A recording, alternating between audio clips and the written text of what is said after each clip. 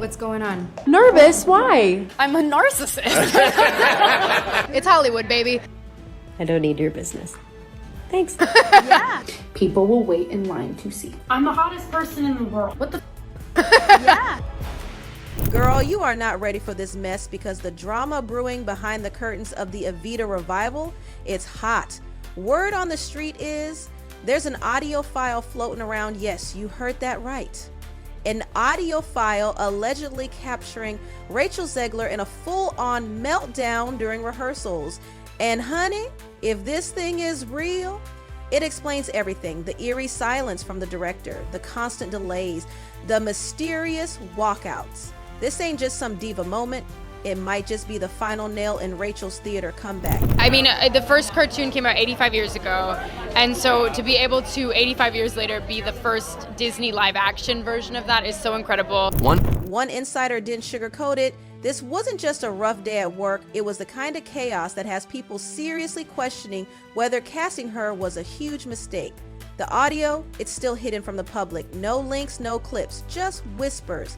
But those whispers, they're echoing through every dressing room and production office in London. And I grew up on Disney films on the VHS tape. I was terrified of the original cartoon when I was a kid. And the few who claim they've heard it, woo, they say it's explosive. We're talking career-ending levels of drama. According to those in the know, Zegler can be heard shouting over creative choices, breaking down mid-rehearsal, and allegedly threatening to walk away altogether. One shaken castmate even whispered, "It's chaos." Not just yelling, not just a hissy fit, but a full-blown meltdown that sent an icy chill through the entire room. And let's not forget, the director Jaime Lloyd, reportedly at the end of his rope. The cast, morale is in the gutter. She comes off as an insufferable, whiny brat, and that's why people are so annoyed. Whether or not the audio goes public, insiders say it's already being treated like proof. Proof that all those cryptic comments, those ominous vibes on set, they weren't just rumors, they were real. The second people started whispering about that file, it became gospel. Some say it's being kept secret for legal reasons. Others believe it's being saved as leverage, but no matter the reason, everyone agrees on one thing. It's bad. Like you can hear her spiraling, bad. Like you can hear the control slip through her fingers, bad. And oh my God, as a huge Disney fan, it was so exciting to finally get to go to D23. Yeah. I live on the East Coast, so I was never able to go, and also tickets sell out like in a flash. And let me tell you, in the court of public opinion, sometimes the rumor is even worse than the proof. Supposed to say what's on the tape is so explosive, it's less of a slip up and more of a complete implosion. The alleged audio picks up mid-argument, with Zegler shouting at director Jaime Lloyd over changes she claims blindsided her. "You're not hearing me?" she allegedly yells, voice cracking. "This is not what we agreed to." It was so exciting to go, and my mom was super jealous because my mom is the reason I'm a Disney fan. It escalates fast, from defiance to full-on fury. At one point, she even reportedly slammed something on the floor, a mic, a chair, whatever it was. It left the room frozen in shock. One tech assistant who heard the sound said it was jarring. Another added it was so loud, people across the stage went dead silent. And just when you think it can't get worse, Zegler allegedly snaps at someone on the crew for feeding bad energy. It's unclear if it was a fellow actor or an assistant, but the tone, reportedly cutthroat. And then comes the chilling moment everyone keeps replaying in their heads. "I don't need this. I don't need any of this." The implication? Crystal clear. She was ready to quit. Not just that rehearsal, the entire show. Word is, no one knows who recorded the audio, but there's a theory it might have been a hot mic. I grew up on Disney films on the VHS tape. I was terrified of the original cartoon when I was a kid. Or someone's phone left rolling, totally accidental. Or not. However it happened, that recording is now in circulation quietly, cautiously, among a very elite few who are sweating bullets just thinking about what might happen if it leaks. And it's not just the volume, the screaming, or the walkout that's got everyone on edge. It's the sheer loss of control. You can reportedly hear Zegler falling apart, not in some emotional, Oscar-worthy way, but in a way that shatters trust. And in theater, trust is everything. There are theories swirling through London's theater world. Some think the audio came from a routine tech recording. Others suspect someone recorded it on purpose, a crew member trying to protect themselves from future backlash. It's not uncommon to record rehearsals for blocking or line continuity. If someone forgot to stop a memo, boom, meltdown caught on tape. But another insider paints a darker picture. So honestly, it's just like getting to work through the terrifying trauma that I had from watching the original cartoon. People were scared, they said, not physically but professionally. When someone starts flipping out and accusing people of sabotage, you start covering your own back. Some say it was self-defense, others say it's leverage, but either way, that tape is real and it's dangerous. Why hasn't it leaked? NDAs, baby, ironclad. The entire cast and crew reportedly signed gag orders so strict, even whispering about the tape is risky. But the fear, it's real. No one wants to be the one who destroys their career by going rogue, even if they want the truth out there. Let's talk about Jaime Lloyd, the award-winning, visionary, meticulous theater director who once spoke glowingly about Rachel Zegler's potential. Well, those praises have vanished into thin air. For weeks, he's been silent. No statements, no red carpet hand-holding, no Instagram love. And now, the whispers say that behind that silence is sheer exasperation. Lloyd, the guy known for extracting raw emotional honesty from his actors, is allegedly done. Sources say he spent more time managing Zegler's moods than actually directing the show. A senior production assistant gave the tea. You can tell he's just trying to keep this thing afloat without letting her sink the ship. That quote came out before the audio rumors exploded. Imagine what it's like now. There's a nice little kind of montage scene in the meadow in District 12 with a wonderful milk snake. They're docile creatures. We had great snake handlers. I don't really have a fear of any of the live animals. One insider who's worked with Lloyd before put it bluntly. He's handled intense actors, but this isn't intensity. This is instability. That word hits hard because apparently things got so tense that Lloyd stopped speaking to Zegler directly. Yep. The lead actress and the director don't even communicate one-on-one anymore. All notes go through assistants. In the world of theater, that's a bright red flag. In Lloyd's world, that's a fire alarm. And if that audio file really does capture Zegler yelling at Lloyd, challenging his decisions, threatening to walk, then it's the smoking gun. The confirmation that this production isn't just rocky, it's fractured beyond repair. Insiders say Lloyd's been quietly consulting with lawyers. Can she be replaced? Can they pause? Will pulling her out now trigger more PR hell than leaving her in? Nobody knows. But the biggest hint that Lloyd is over it? His silence. No defense, no love letter to Rachel in the press. No, we believe in her. Just radio silence. And in theater, that's louder than any leaked tape. And let's be real, for the cast and crew, that alleged audio didn't feel like a revelation.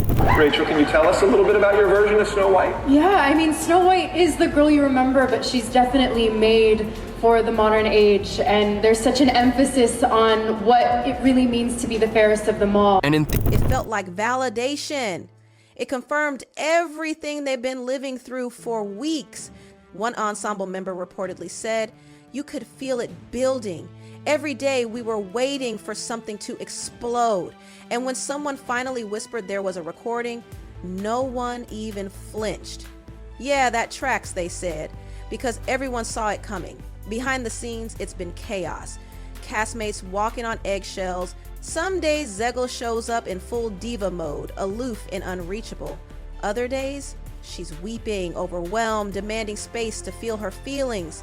One actor called her presence a rehearsal roulette. You never knew what version of Rachel you'd get. And here's the kicker. While no one publicly admits to hearing the tape, several cast members reportedly told their friends they're glad it exists. Not because they want her dragged, but because they want to be believed.